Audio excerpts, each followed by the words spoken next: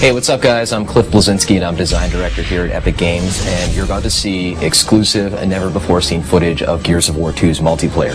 Now, the first Gears was a success online, everybody plays it, they're still playing it, but we wanted to really take the game to the next level, and we have many more new multiplayer modes, we have new characters, we have new arenas, new execution moves. It's really a whole new game, and I think you're really going to like it, so let's check it out.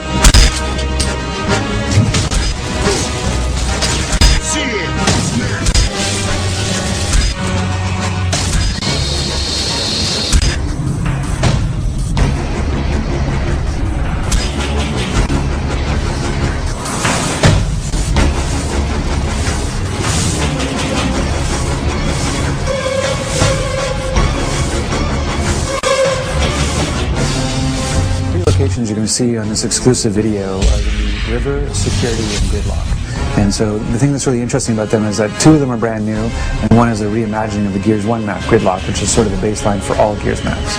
River is based on a single-player location that people get to see in Gears 2 called Landdown, where they actually go to deploy all the Gears to the underground. It's a sort of a snowy, wintry hamlet. It's a beautiful setting where there's beautiful violence as well. The final location is a map called Security, which is a mysterious COG outpost with laser fences and laser turrets, in which players have to deactivate said turrets and lasers in order to acquire some of the bigger, better weapons. It's visually compelling, and I think it represents a nice cross-section of the multiplayer experience of Gears 2.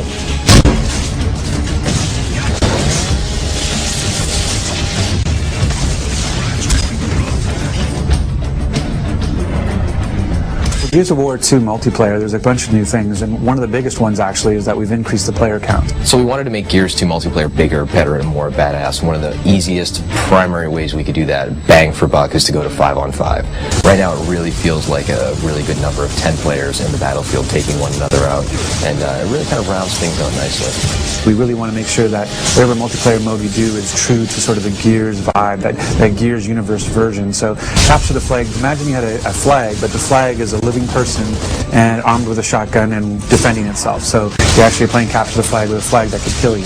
And so you have to go and you have to basically capture the flag by downing him and picking him up as a meat shield, and then you have to drag him back to this location to score a point. So it's capture the flag but done Gear style.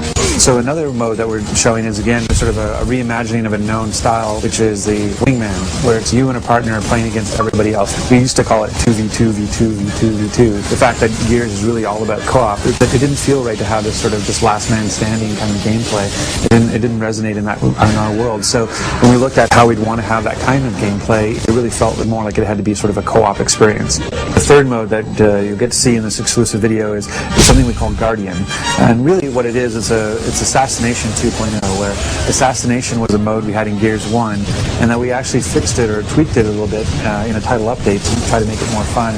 And we added the restriction that you had to execute the leader to kind of add to the assassination feel. But even then we felt like we could do more and said, what if the leader was the reason you're able to respawn?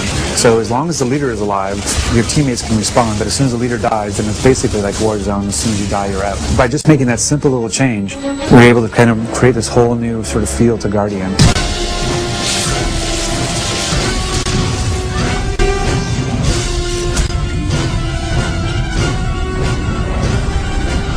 So some of the new weapons that we have in Gears of War 2 include the Scorcher, which is one of my personal favorites. It's essentially the flamethrower from hell. It is basically the most beautiful but deadly flamethrower ever conceived in a video game. Then we also have the Gorgon, which is a locust burst pistol, which is tremendously powerful and also very heavy. And then we also have a shield that players can wield, and they can carry that around and deploy that. You can actually carry the shield with the burst pistol and kind of use that as like a 1-2 punch. And then we have a poison grenade that players can use for area of denial in order to kind of throw this nasty, noxious cloud out. So in Gears of War 1, we had the ability of using a grenade for grenade tagging. So we found that it would be more interesting to actually take that idea of grenade tagging an opponent and actually apply it to the environment. So now you can actually take any of our 3 grenades, the poison grenade, the smoke grenade, or the frag grenade, and you can actually attach it to a wall.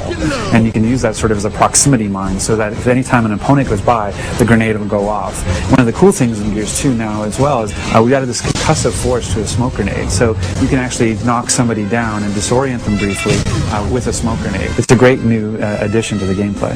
One of the features of Gears of War 2 is this idea of portable cover. We have it both in the shield that you get to carry, the idea of the meat shield, the feature that sort of led to Meat Flag, this idea of being able to hold somebody as a captive and defend yourself while they block the shots for you. One of the big things about Gears 2 is just not just relying on a static cover that's already placed in the world, but being able to carry cover with you and move with cover as it moves through the level. So in the first Gears, the chainsaw, the Lancer, was a wonderful weapon, and players would cut each other up, and they had a great time doing it. But we never really got into the whole idea of if two players came at each other with a chainsaw, what would happen. It was essentially random who won. And now we're answering that question in the sequel, whereas players will lock on to each other and engage in this life or death struggle with sparks flying and the light flickering, and they're grunting and they're pushing, and players are mashing the button, and within 3 seconds, one player will wind up winning and cutting the other guy in half. And it's this tremendously memorable moment to see these two soldiers, these two huge warriors dueling on the battlefield with these weapons.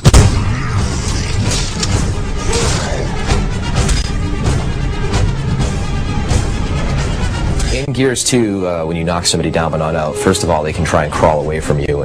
But if you do happen to get a hold of your enemy, you can first take them hostage, which is called meatbagging them, so you're kind of holding them as a human hostage, human shield. You can also finish them off by then breaking the character's neck and dropping them on the ground. Or if you want to, while the foe is crawling away, you can hit the Y button to do an execution. And there's all sorts of crazy ones, from using the long shot sniper rifle like a sledgehammer, to using the torque bow to popping the enemy's head off, to climbing on top of them and just beating the crap out of them. So there's just tons of them there this time around, and they're a great way to finish off the round and get your buddies cheering on Xbox Live. So in Gears 1, we found that a lot of players felt that evading towards their foes, rolling essentially, and shotgunning at the end of that evade was an effective technique.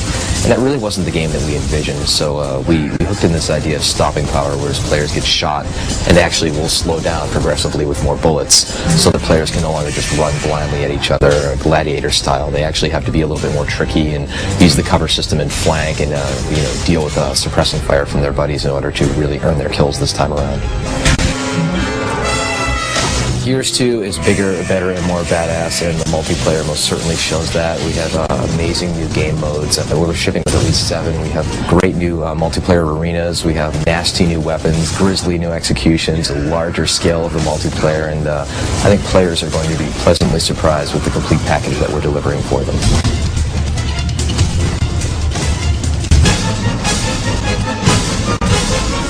Thanks for checking out this exclusive look at Gears of War 2's new multiplayer features. Looking forward to seeing you guys this winter on Xbox Live.